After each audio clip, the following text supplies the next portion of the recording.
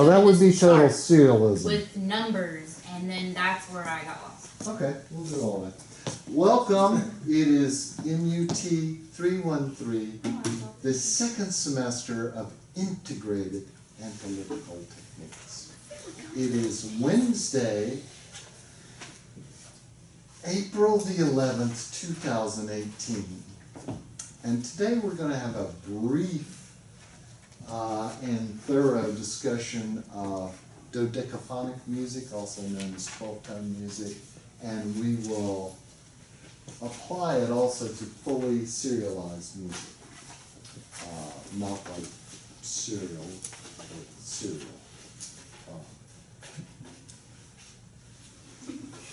Sorry. You know, every day I will like grab some Kleenex and stick them in my coat pockets, but then inevitably never use them until like I have pockets full of Kleenexes in all my jackets. Isn't that entertaining?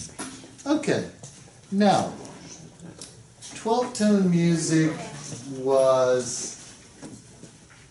it's not really a system of theory or composition, it's just kind of a thing. It is a method of composition, but it's really only the starting point of it. Because composition involves a lot more than notes. Yes? Yes. Well, pitches, more than pitches. It involves durations and all kind of things. So let's first try to craft a 12-tone row that, one, doesn't imply tonality. What would imply tonality is major and minor triads, diminished triads, augmented triads, but what's the biggest interval to determine tonality? What is the most resolution-oriented interval? And resolution-oriented, like it requires resolution. Like a 7. Yeah, okay, an augmented or A tritone, yeah. So we kind of want to avoid tritones. Now Webern, so we have Schoenberg, Webern, and Baird. Baird often wrote things that were almost tonal sounding. He used more triadic harmonies. Webern used much less notes, and Schoenberg really did write atonal romantic music, basically, in my mind. Okay. So let's just, because we can, start on a C, all right? It doesn't have to be that way, but what we want to do initially is just determine the 12 notes of the row, and it's hard to know their implications first. So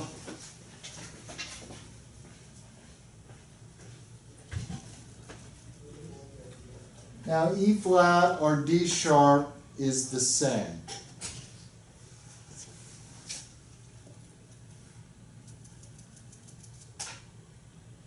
What did I just say?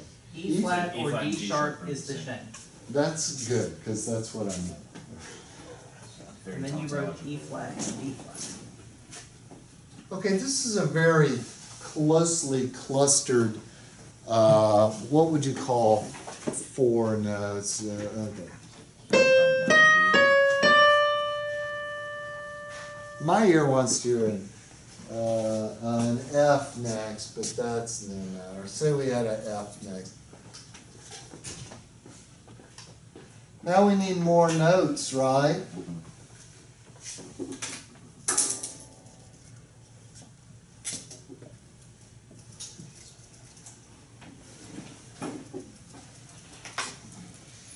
How many notes is that?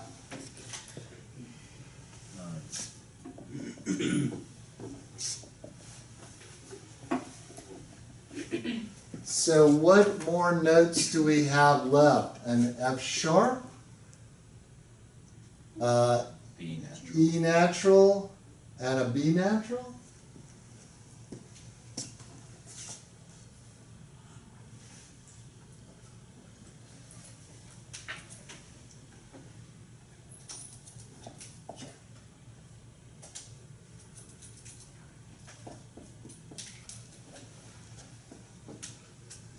Okay. Now, how many intervals? Here's the thing. We can assign the note C as 0 and evolve all the other tones using intervals above C. Okay, so so C to E flat is what? 4? Semitones. How many semitones? So there's going to be 0 to 11 semitones. Does that make sense? So C, C sharp. So C is 0, C sharp or D flat is 1, D is 2. Three. I thought C was 0. C is 0. So what did I say? C is 1? Well, I lied, clearly. Clearly. So E flat's 3. You are a false prophet.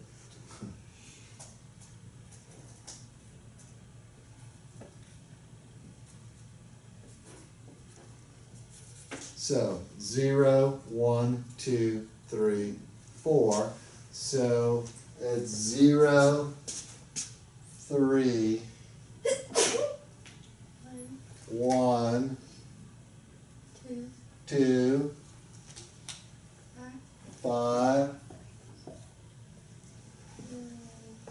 That would be 9,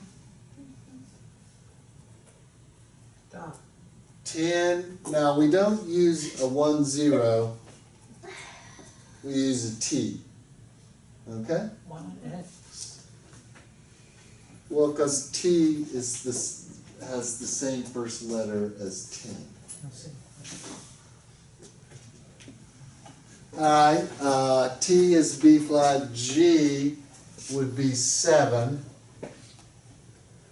A flat, 8, B natural, 11, and we use the letter E, bless thou.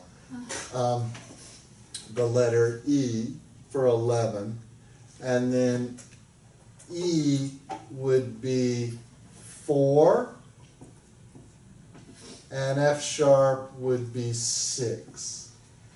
And the tritone splits the intervals in half from 0 to 11, doesn't it? 6 is right in the middle. Now, this is called the prime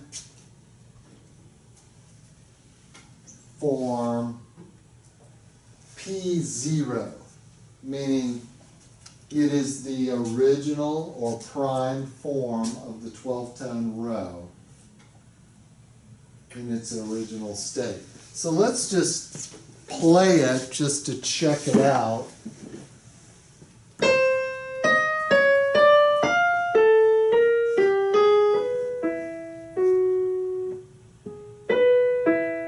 Kind of a problem there.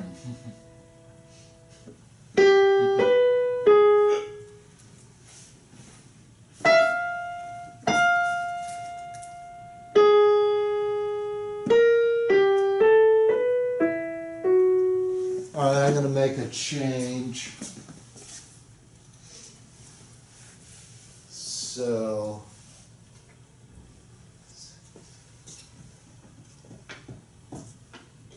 this becomes,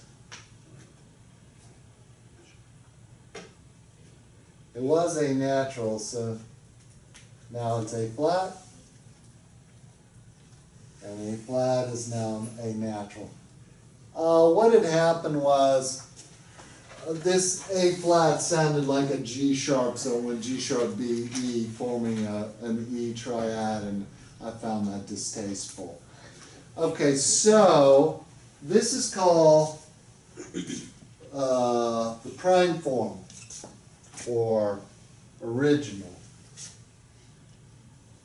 Going this way is called the retrograde. All right. That row would be called retrograde 6 because it begins on 6 or R6. This is P0 and that is R6. Now, the next thing we need to do is the inversion of the row. Okay, so what is an inversion? An inversion is the same distance starting from the same note. And you can do this a number of ways. You can think, oh, well, that's a minor third down. The other thing is you could subtract, okay, so that's an A. So if you have 11 minus 3 is 8, right? Or is that 9? 9, my bad. 12 minus 3 is 9. Good thing you weren't paying attention. You can, okay, so let's just do, okay, minor third down, so this would be a major second up. Now let's do the math on that. 12 minus 1 is 11, and that is 11, right? Okay, so minor second up, minor second down.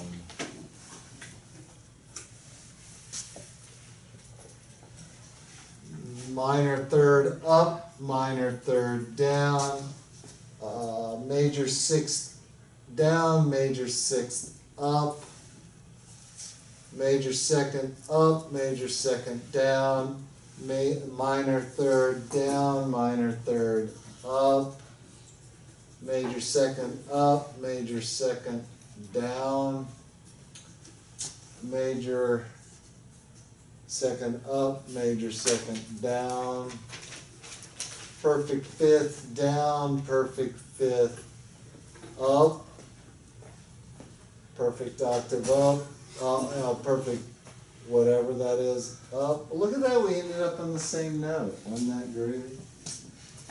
That's amazing, actually. That's the same note?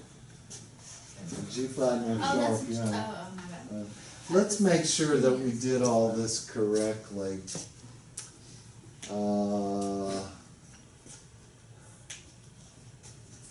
Let's do the math. 12 minus 3 is 9. 12 minus 1 is 11. 12 minus 2 is 10. 12 minus 5 is 7. 12 minus 8 is 4, 12 minus 10 is 2, 12 minus 7 is 5, 12 minus 9 is 3, 12 minus 11 is 1, 12 minus 4 is 8,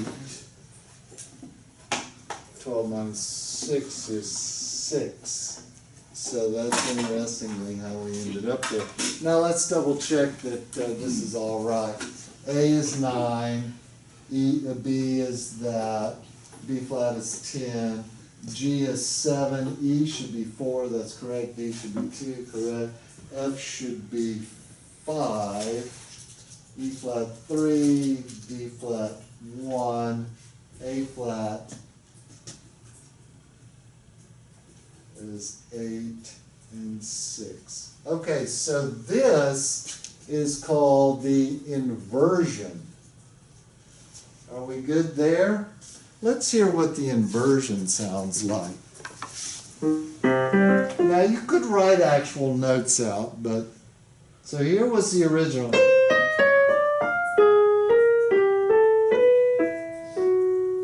Inversion.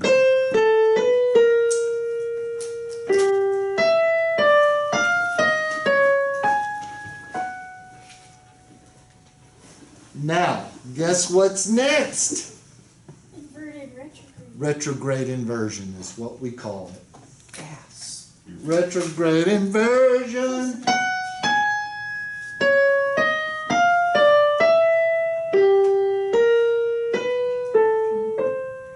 Did we ever play our original retrograde? Here's the original.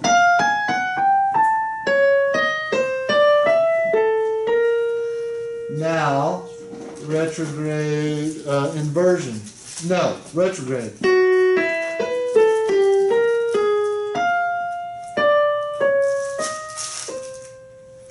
All very, very beautiful stuff.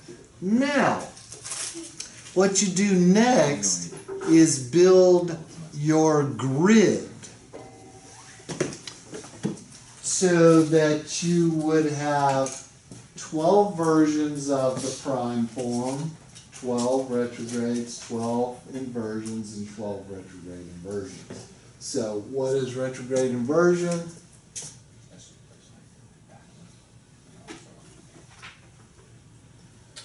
All right, so what would you say would be the way to do all of the matrix? That's exactly right, but if you're transposing numbers, yeah, you can Google this and they'll just put your whole matrix. It's called a matrix when you have the 12 by 12 row. And we're about to do some matrix stuff. Okay, so if this is 0 to 9, so I added 9 to everything, okay? So 9 to everything, that makes 0, 10, 11, 14 is what? 14. And modulo 12, 14 is what interval?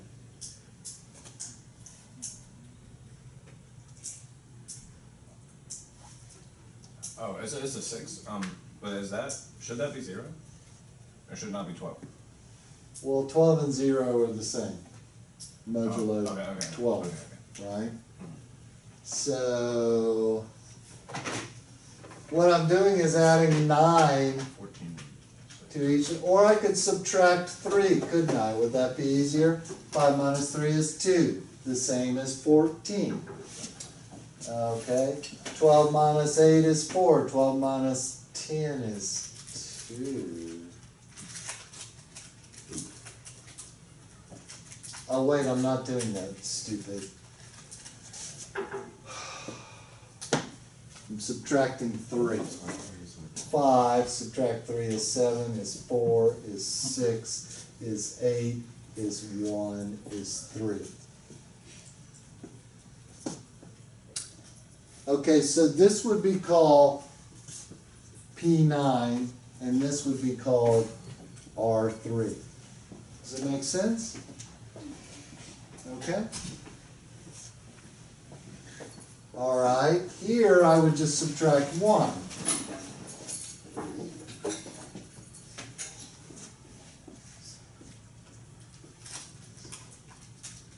What is 11 minus I'm sorry? 1? Are you subtracting 1 from the top one? No, because, Or from the row above it? because 11 is 1 away from 12. You can also look at it as 12 minus 11 is minus 1. See, 12 minus 11 is 1, so I'd subtract 1 from each number. See, 12 minus 1 is 11. And,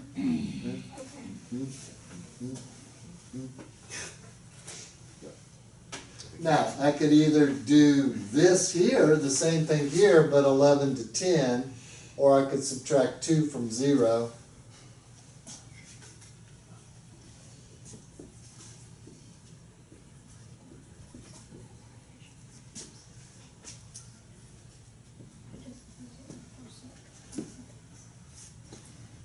Now, how could we check ourselves that the first note and the last note are going to be a tritone apart, or 6 apart?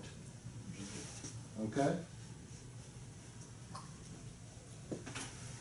So, from here, 11, 12, 1, 2, 3, 4.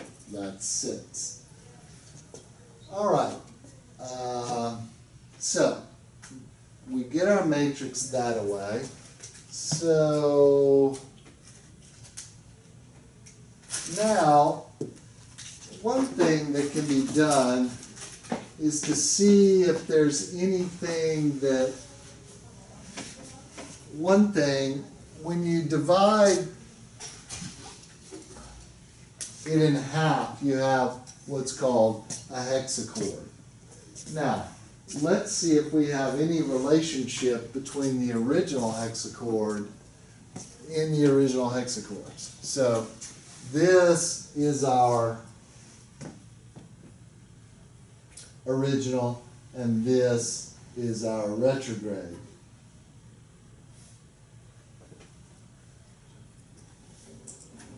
Now, if we look at this, we have this B flat here, this G here, this A here, this E here, this B here, and the note that we don't have is C. You have it at the beginning. No. F sharp. Okay, what I'm saying is between the original row and the original inversion of the row, we have 5 notes that are related. They're the same. So we might use that somehow compositionally. Now, are any of the 3 trichords the same?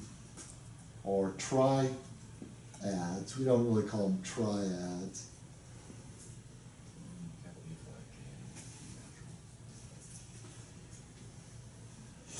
I'm finding this pretty interesting here.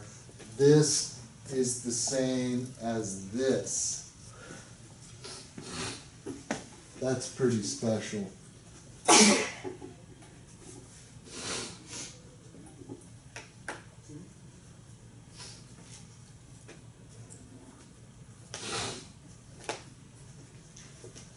So there are some relationships between the inversion and the retrograde, obviously. If the first one starts on C and we have it as starting on 0, shouldn't the retrograde start on 0, or I guess 3 from C? Well, you have a good point. Which retrograde would be retrograde 0? You're not going to know, but Yeah. I'll tell you. It would be the very last one. Okay. And what you'll find is 0 will go all the way across this in diagonal. Would you like to see that? I see it. I just have to do the math. Okay, 12 minus 7 is what? Or 7 plus 5 equals 12. Oh, duh. That one's too hard to do. Let's do 12 minus 5. Can't you just subtract 5? Okay, what's this number? 10? What's this number? 11? I don't think so.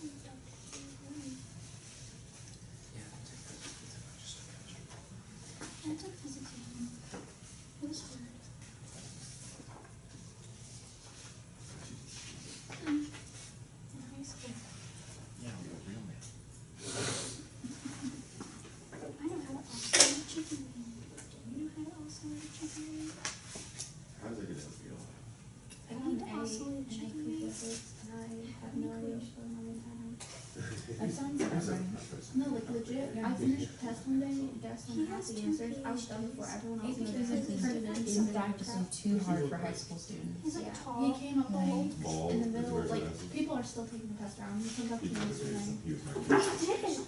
He did teach it, didn't he? It's like, He was my chemistry teacher. I don't even know what that test was about. I took it 5 minutes ago. When he told us to. Oh, Were you with him when he did that like that Like, I had barrel someone, thing where like, he like exploded the If barrel? my school, like, Or when was I that was in high school, thing that someone might took it, have and he was like, yeah. Yeah, I don't think he did. I knew my name, and that was about it. He's And such a like, he said that he weird did so bad, Did he he was have a banking fox on skin it. for you? But the math one that A is fox just too skin. hard for high school students. In our classroom, right next to the whiteboard, full fox. But it's all like mainly I see the calculus. skin And like like, spread out we're like a just rug. getting calculus your but on senior the year of wall. high school, Well, I so took it makes no it sense. He's so I took it junior confusing, year. and ironically, I was too scared to take What I never calculus, understood so about Dr. I didn't take calculus at His all. doctor. It doesn't make any sense. Yeah, to then me. just We because had it's a my big junior thesis year, his to college I class was my at senior their- year with AP because biology. He Even though just AP didn't physics is basically just a lot of They have math. the geometry But I was, teaching. I was so scared of the word math and calculus that I didn't even take a class. They just have to put administration, like. Yeah, he's terrible. Yeah, a lot of people do that too. He's more baked than I've ever thought. But I refuse to even do that. I And was the like, budget no. That was really Really?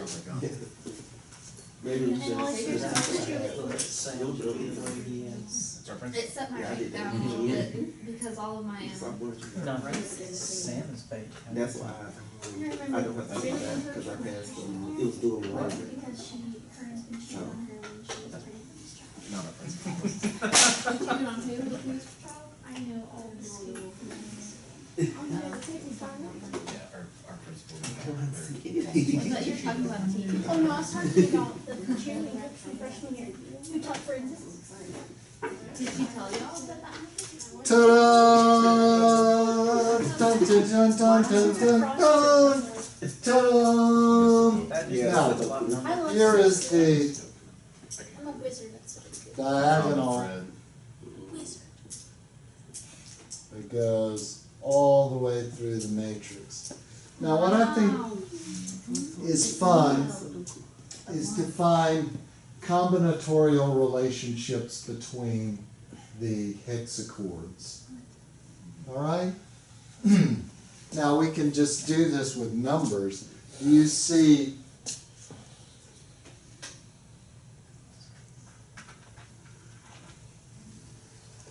so these are the most obvious hexachords there, splitting in the middle. Are there any the same? Now the other thing is, this is also hexachords going up and down. Do you understand the matrix aspect of this? Yeah. Okay, to speak about serialism that maybe Dr. Mendag mentioned in your class, that she mentioned serialization. Yes. Okay, so when you put rows in order, that's serializing the pitches. If you did the same for durations and dynamics, that and maybe something else, you would have a fully serialized piece. So every unit was being selected through some process of serialization. Maybe you had a matrix of rhythms.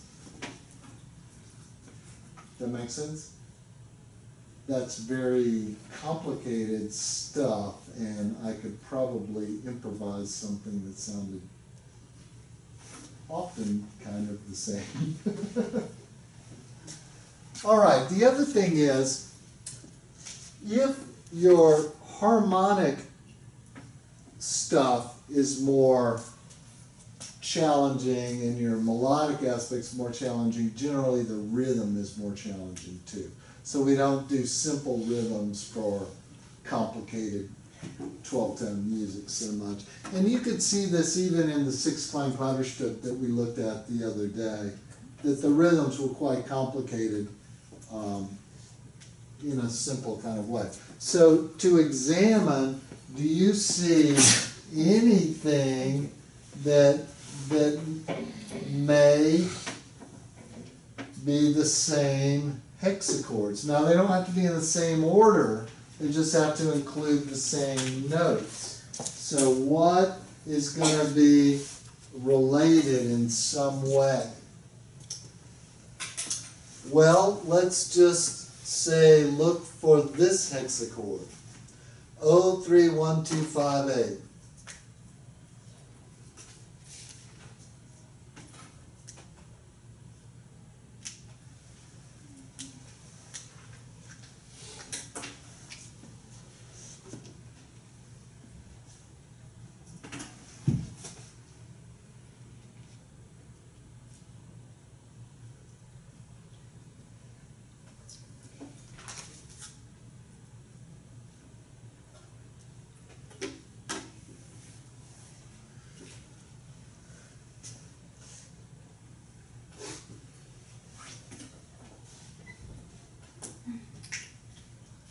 What I don't get is why people like drinking before now.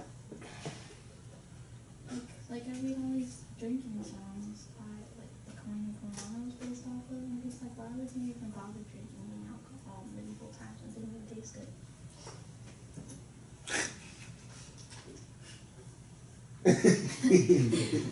Just look at it. So your question is, why have we not just drank coconut rum through all of history? Why have we developed any other beverage than coconut rum? Straight up. Deep questions really they need to be solved. This needs to stop everything. Everclear! No, Yes. Right now. nothing else is very good. Punch, punch. I mean, no, if they drinking don't an have entire mixed bottle drinks last back in the So day. it's like 7-Up. Can you imagine just drinking straight vodka all the time? This is at the Beverly Yes. Hills, Oh, okay, well, I don't like alcohol though. Nobody likes alcohol. Except, I love wine. I like whiskey. oh, I had wine I do like Beer? in Fireball. garden. Fireball's so After I overrated in turned my 21. I I'm like it. very It proud reminds of me it. of my I just childhood. told the waitress and everything. It's like, "Ah, Okay, this is appropriate, seeing how Schoenberg was quite the drinker. He also, Did you say Sherman? Did. Sherman? Schoenberg, I'm sure. he would start the day with a flask of brandy and codeine. Codeine was very What a popular. lovely man. And he would have a pot of coffee. He got so bad that his own daughter kicked him out. He was living in their upstairs apartment, and she kicked him out because he just. But he did sober up, and he moved to America and lived out in L.A. And he was good friends with Gershwin. They played tennis together. You don't think of their music as so much alike, but What's your friend?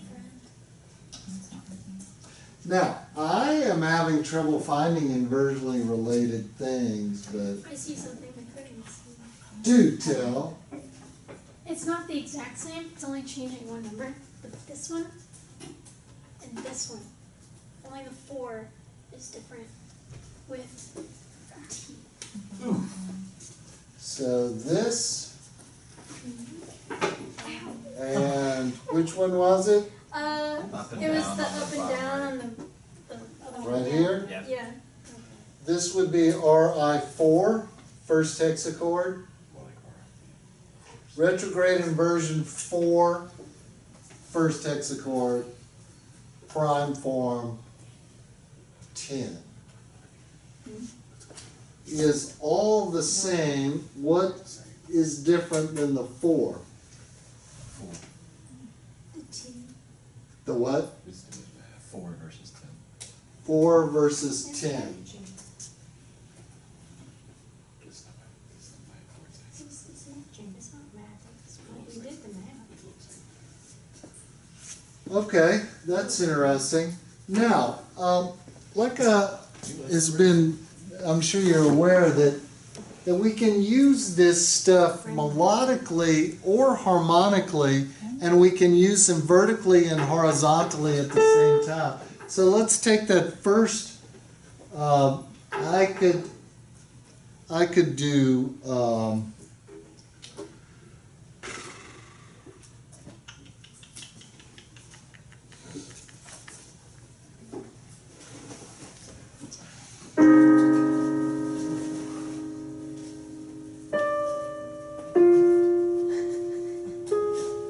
so I used it both harmonically and melodically there. I used first three notes harmonically and then the next three notes melodically. I could also use different rows at the same time and have common notes interjected between them. Like I could be doing, say I was doing this row, but I was also doing this row in another voice, and maybe they are common on this same note that intersects the two rows. So to do analysis of 12-tone music is very challenging because you don't know. And if the one thing that you can do, you can repeat a previous note like this, like say that. Well, sorry. I could have a trill out of that. Or I could repeat the previous note, like just to have a little more, so that you're not blindly going through the row at, each time. Combinatoriality is when an aspect of one row is represented in an aspect of another row, and they are said to be combinatorially related. You can make combinatorially related rows by inverting or by inverting one of the hexachords in the prime row. That made no sense, don't worry about it. I don't see a lot of combinatorially related things other than what I pointed out earlier. One thing we could look at is, are there any trichords that are represented some way? You can do many mathematical operations on this, and a lot of composers, particularly a lot of American composers and European composers after World War II, really latched on to Webern and fully serialized music. Of the Americans, certainly Milton Babbitt was like that, Fearney Howe,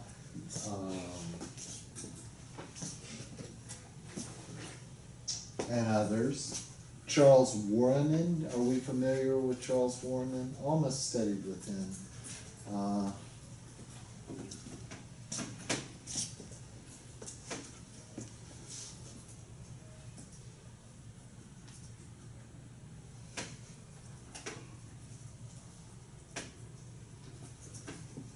Okay, so here I see 3, 5, 2. And here I see 2, 5, 3. What else do I have? I have a 7, and I have a 7. What else do I have? A 6 and a 0, and a 4 and a 10. So everything that's not a tritone works out between those things. Now, I'm just looking at numbers here. It's not really a musical thing. I'm just looking at relationships that may, at some point, kind of allow me to make other composition decisions about that. Do I write 12-tone music? No. Have I? Yes. Was it successful? Yes. Sort of. But it was a long time ago. When I was in school, that's how you taught composers. You only discussed, excuse me, only discussed atonal music and 12-tone music. There was no tonal music discussions. Now in my own composition classes, I don't find that many students write that way anymore. They mainly write 1, 4, 5, 1. Kind of what they do. I'm at a loss to know what to do. But they've been quite successful. I've had a number of successful composers come through my studio. So what I like to do is strictly atonal music, and then we analyze atonal music using what we call set theory. And that's a bit more involved, and it can be very constructive in terms of analysis. But I think in the last 2 minutes we're not really going to be able to do that. One thing you can do, if you come up with a 12-tone row, you can enter it in a program on the Googles, and it'll just spit out your matrix for you and show any kind of inversional and combinatorial relationships between them. So you can do that for fun. I've made hundreds of matrices like this. I used to do them on 12-line scores so that you actually saw the notes going down the page. I enjoyed that very much. I wrote a huge piece for band that was 12-tone back in my college days. When people really got inspired about composition, there was kind of a rift in the Florida department. I wrote only atonal music. The other composer of note, who is now the director of the College of Music at University of South Carolina, Taylor Harding, he wrote jazzier stuff and tonal music, and he was an amazing musician. He still is. He's really a great guy. And we got along quite well, but our camps did not get along, the atonalist and the tonalist. And the band director read my piece and then just said, okay, and then just put it away. He didn't work on it at all. And there were, you know, it's all kind of, you can imagine what the first reading was, all kind of missing parts and just a lot of problems. And that really upset my camp, who, whenever they saw the band director, you couldn't imagine this anymore. They would scream at him in the halls of the music building.